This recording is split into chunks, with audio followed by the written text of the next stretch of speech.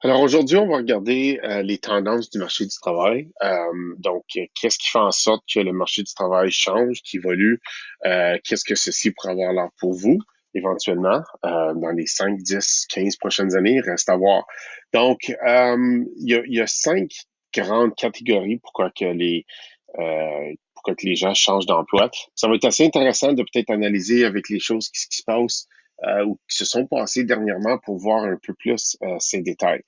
Premièrement, si on est pour regarder ceci, puis faut aussi garder en ligne de compte que la réalité qu'on connaît aujourd'hui, c'est-à-dire même ma perspective, ne sera peut-être pas la même chose que lorsque vous allez rentrer dans le monde du travail. Donc, c'est vraiment quelque chose qu'on doit regarder, puis évidemment bien comprendre, parce que ta vision des choses va certainement changer par rapport à ce qui pourrait être une certaine réalité. OK? Alors, euh, première catégorie, c'est ici réduction du personnel. Donc, on a vu dernièrement plusieurs compagnies qui ont réduit leur main-d'œuvre, c'est-à-dire leur workforce, écoute, on sait pourquoi. L'économie est rendue assez stagnante. Donc, il y a des gens qui ont dû prendre des choix pour leur compagnie et perdre et couper des employés. Donc, c'est la réalité des choses. Je ne vais pas passer à travers la grande description, mais ça serait peut-être important de retourner voir ceci dans le slide que je vous ai présenté aussi. Initiative personnelle.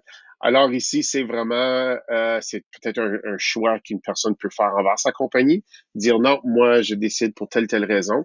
Donc ça, c'est encore là, il y a des raisons familiales, il y a des raisons environnementales qui font en sorte que les gens décident de changer d'emploi personnel surtout. On a aussi changement technologique. Donc, ça, c'est peut-être réduction de personnel parce que la technologie fait avancer les choses.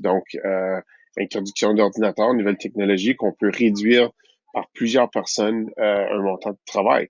Pensez peut-être sur des lignes manufacturières. Donc, ce que les robots peuvent aussi réduire le montant de personnel qu'on embauche. Donc, ça, c'est aussi une nouvelle réalité. Mais j'aime souligner cette partie ici. Le côté positif, c'est que ça peut aussi créer d'autres aventures pour des gens, c'est-à-dire est-ce qu'on peut inventer des nouvelles technologies. Donc, si toi, tu perds un emploi, mais peut-être c'était aussi à toi d'aller inventer autre chose. Donc, c'est assez intéressant de voir de ce côté-là. Facteurs environnementaux, écoute, des désastres naturels se produisent. On a des places qui brûlent, on a un déménagement qui se passe. Donc, ça aussi pour avoir un impact. Pensez juste à une ressource primaire, c'est-à-dire une mine qui ferme. On a épuisé les minéraux, on doit laisser aller les gens. Donc, ça pourrait être un impact aussi. Et la dernière grande question, c'est la restructuration, c'est-à-dire qu'une entreprise effectue couramment des changements, donc on restructure, c'est-à-dire est-ce qu'une personne peut faire l'emploi de deux, est-ce qu'on peut peut-être réduire les gens? Donc ça, c'est vraiment une réalité des choses. Encore là, ça s'adapte beaucoup à aujourd'hui. Les cinq catégories on peut faire référence à la réalité avec la pandémie qui se passe. Ce sont tous des facteurs qui vont changer nos emplois. Mais qu'est-ce qu'on fait pour trouver, évidemment, des nouvelles stratégies? Encore là, je ne veux pas trop élaborer, je veux juste passer quelques secondes que la façon qu'on trouve un autre emploi, c'est soit qu'on explore dans l'industrie dans laquelle tu es. C'est-à-dire, je prends moi comme exemple, je suis un enseignant, je perds mon emploi, mais je peux retourner enseigner dans une autre école. Donc, on change de nom de compagnie, mais ça ne veut pas dire qu'on change de domaine. OK? Perfectionnement à l'intérieur du même domaine, c'est-à-dire ici, je veux m'améliorer, je veux devenir meilleur à ma profession, donc c'est-à-dire j'ai perdu mon emploi, je veux m'améliorer pour avoir un meilleur poste éventuellement plus tard. OK? Formation en fonction d'une nouvelle profession. Carrément, je change de profession complètement. Je veux devenir, exemple que j'ai mis ici, c'est un chef. Je pars d'une telle industrie parce que tu sais quoi, ça n'a pas fonctionné pour moi. Je change complètement, je retourne aux études. Donc ça pourrait être encore là une nouvelle réalité de plusieurs gens prochainement. D'autres stratégies, OK? On déménage carrément. Il y a un autre employeur. Je décide de déménager. Je vais aller aboutir dans un autre pays, dans une autre ville parce qu'il y a d'autres opportunités. Donc, ça, c'est une autre stratégie pour moi. Travailler à son propre compte. OK? Je suis maintenant expert dans un tel domaine. Je décide de devenir chef d'entreprise moi-même, c'est-à-dire où je peux être un genre de sous-traiteur. J'offre mes services, j'établis ma propre entreprise. Ça, c'est la façon qu'on pourrait peut-être modifier les choses. Puis ici, formation en fonction d'une nouvelle profession. Donc là, je retourne aux études pour devenir, encore là, trouver une autre profession carrément différente. Autre stratégie, l'esprit d'entreprise. Donc encore là, je peux gérer ma propre entreprise. Je peux acheter une entreprise. Okay? Travailler son propre compte, c'est un peu différent, mais ici, je vais acheter une autre entreprise. Je vais devenir restaurateur peut-être. Alors, je suis propriétaire de. Okay? Ça l'arrive souvent des gens qui décident qu'ils veulent plus faire les emplois assez simples. Établir un réseau d'entraide. Donc ici, ce que je veux faire, donc là, je veux possiblement trouver des gens qui peuvent m'aider à trouver un emploi.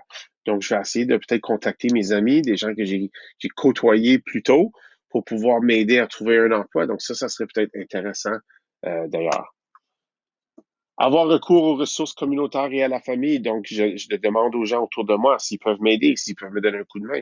C'est soit que je rentre en chef d'entreprise avec une compagnie, possiblement, ou peut-être que avec la parenté, peut-être que je travaille avec mes parents. Il y a plusieurs options ici, mais j'élargis mes ressources en tant que telles.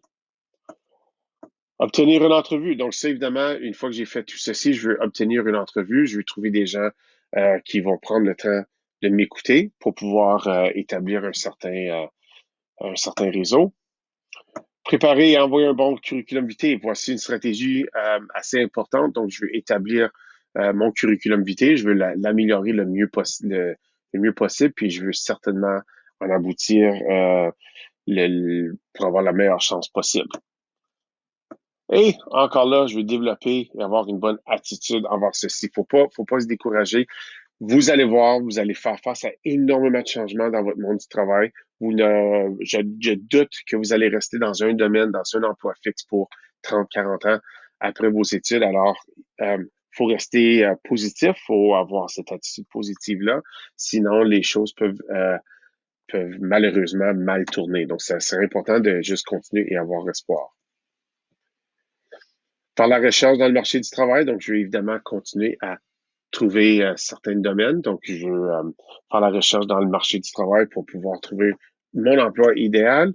Et en bout de compte, OK, c'est tout simplement, je veux obtenir de l'expérience professionnelle. Okay? Je veux m'assurer que je puisse développer le plus d'expérience possible pour pouvoir avoir la meilleure chance possible. OK?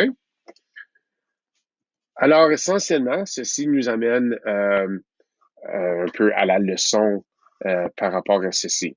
Donc, c'est assez important. Il y a plusieurs tendances, mais il faut vraiment comprendre le monde du marché du travail pour évidemment mieux s'adapter aussi. Donc, c'est ça. Merci.